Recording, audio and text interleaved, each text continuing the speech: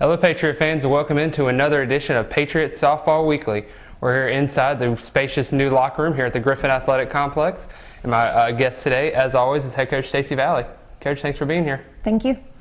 I know it was a challenging week, 6 games overall. You guys split all 3 doubleheaders. What was your overall feelings on the week?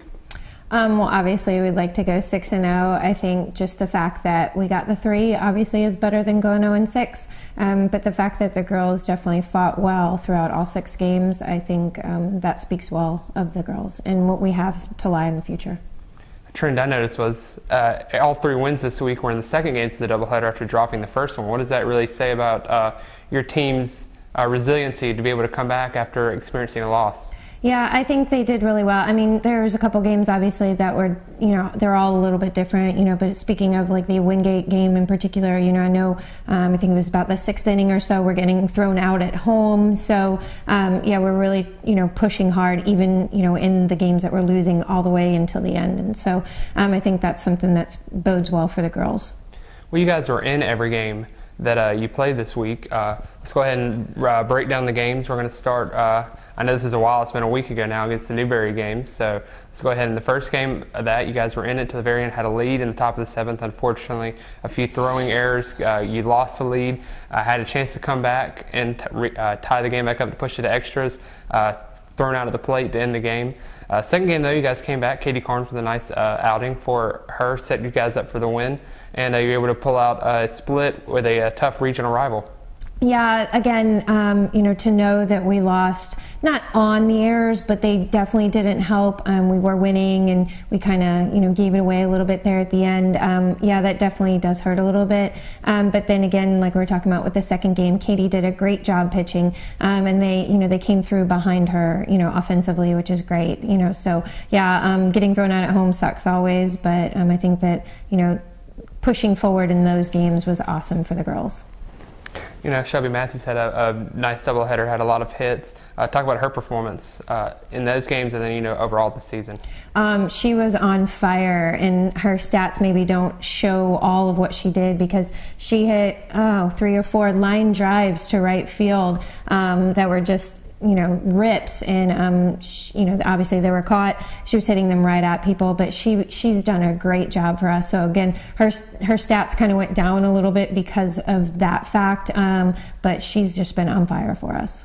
And then Chrissy Hanwinkle, who's turned into you guys' power hitter, had another home run. Talk about her performance. Yeah, to go from being the sack queen to being the home run queen. Yeah, she's doing a great job. I love the fact that I was just talking to other people about the fact that our girl who is in the 2-hole, who's also showing the power that she has. I think that's awesome to be able to show that she's got the whole package as an athlete, which is awesome to see in a kid.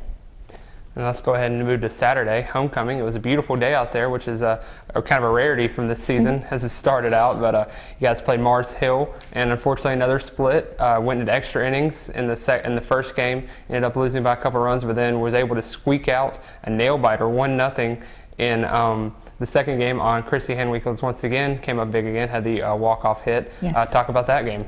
I think those games were a little bit different maybe from the Newberry games. We did have more difficulty hitting in those games. The pitching was just a little bit different than we had been used to, and so we had to make the adjustments, and obviously we didn't make the adjustments as quickly as we wanted to.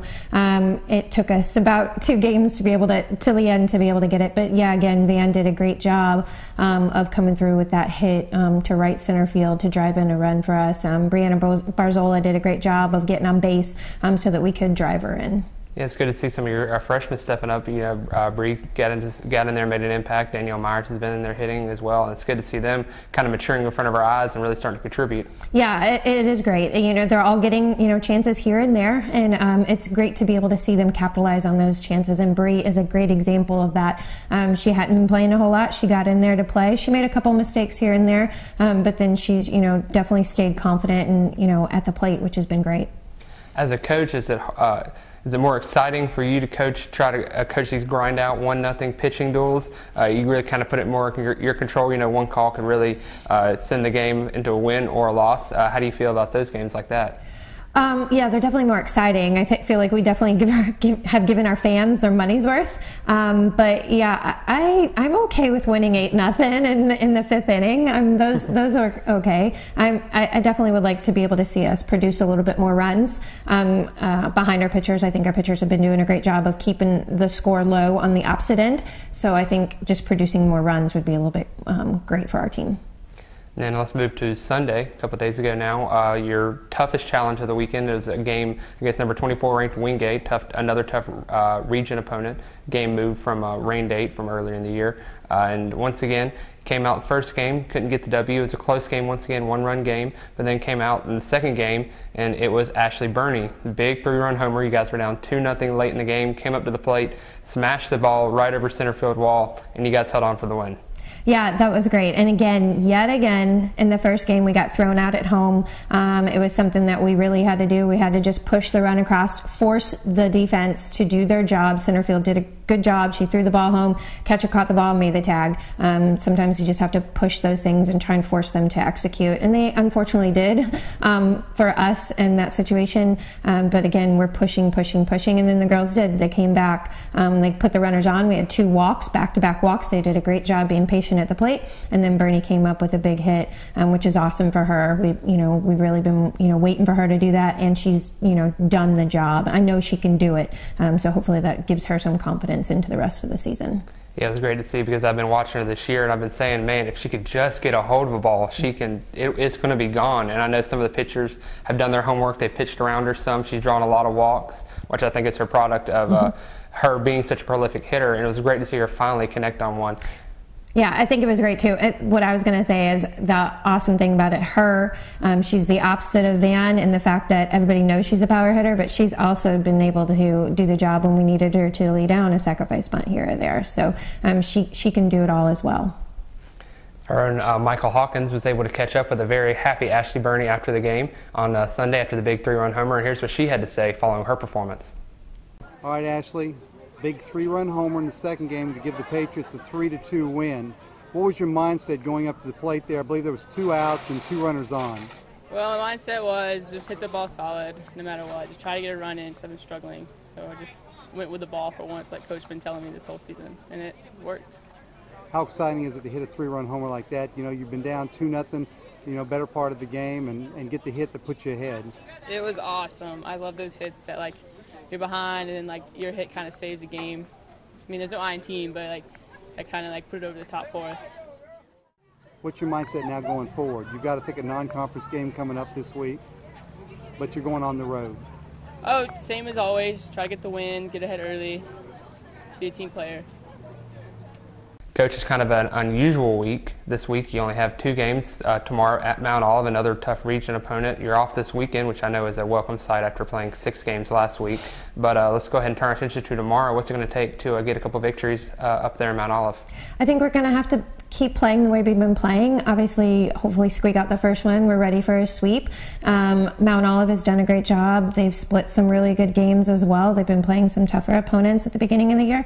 So I'm not taking them lightly. We don't want to take anybody lightly, but definitely not going to take them lightly. I think they have the ability to do well. So we just have to do our job on the road and execute. And unfortunately for our local fans, we're not going to be able to see the team until March 18th. You guys head down to Florida for a tournament in a couple weekends, and then back here at the softball stadium in a few weeks. But what's it going to take, to turn around and now be road warriors? Yeah, I mean, we're definitely going to be on the road quite a bit, but I think the fact that, again, we have this rare, weird weekend off coming up in the middle of our season, I think that'll help them a little bit, and then being able to go on the road a little bit. I think it'll be a welcome thing for the girls to be able to get on the bus, be together, kind of, have that camaraderie that you get when you're on the road. I think it'll be a welcome for them. Well, definitely, I know our fans hopefully we'll travel to be able to see you guys in some games and definitely keep up with them on FMUPatriots.com. So, Coach, thanks for being with us today, and we'll talk to you soon. Yeah, thank you. And thank you all for joining us today on Patriot Softball Weekly. I'd like to remind everyone, for full information on the Patriot softball team, including roster and schedule information, visit FMUPatriots.com. Also, while you're there, don't forget to check out our social media pages. And a special shout out right now for Taylor Love, pitcher. She is up for PBC Play of the Month right now for her perfect game against Belmont Abbey a few weeks ago. So while you're there, head over to www.peachbeltconference.org and you can vote for her play. You only get one vote, but make sure to make it count and vote for Taylor. And I'm Jonathan Davis, and this is the Patriot Sports Network. Have a great day, everybody.